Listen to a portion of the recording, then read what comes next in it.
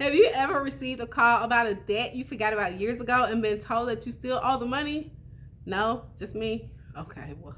Is that legal? Can they really collect on it? Hey y'all, it's Kawanis. Welcome back to my channel where I try to empower you to take control of your credit future. Knowing your rights can save you a lot of stress and money. So let's get started. First things first, what is the statute of limitations on debt? Simply put, it's the maximum period during which a creditor can legally sue you to collect a debt. This time frame varies depending on the type of debt and the state that you live in. Once the statute of limitation expires, the debt is considered time barred, meaning creditors can no longer take legal action against you to collect it.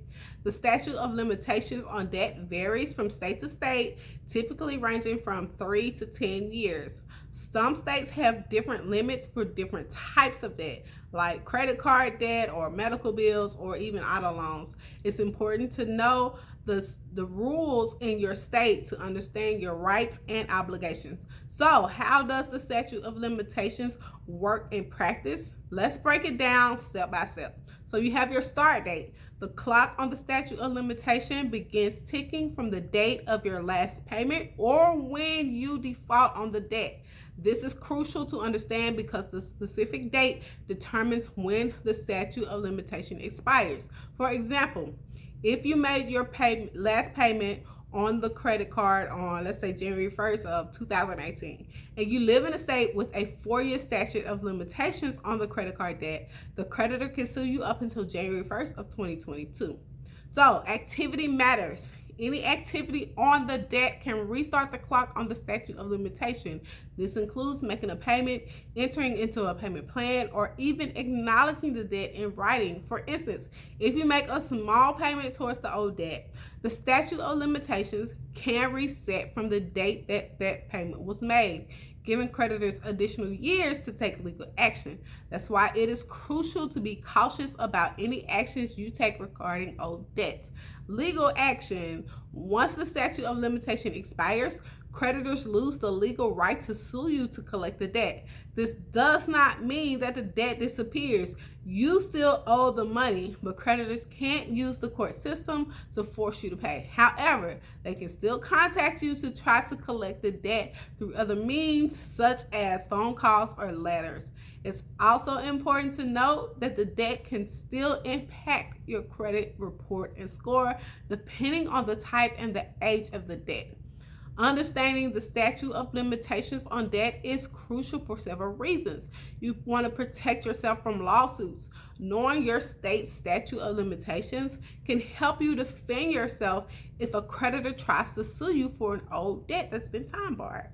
Avoid restarting the clock. Be careful with any communication or payments on old debts, as this can reset the statute of limitations, making you vulnerable to lawsuits again. Make informed decisions.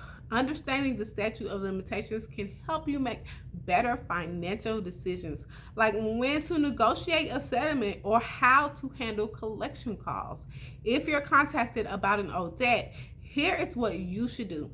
You need to verify the age of the debt. Check your records to determine the last payment date or the date of default. Confirm this information with the creditor or the collector. Understand your rights. If the debt is past the statute of limitation, the creditor cannot sue you. Be aware of your rights and don't be intimidated by threats of legal action. Avoid resetting the clock. I've said this several times. Be careful not to make any payments or acknowledge the debt in writing until you're sure of the statute of limitation status. If necessary, consult with a legal professional to understand your options. Respond appropriately. If the debt is time barred, you can send a letter to the collector stating that you know the debt is beyond the statute of limitations and that you do not wish to be contacted about it again. Understanding the statute of limitations on debt can empower you to make informed decisions and protect your financial well-being. I hope that you found this video helpful.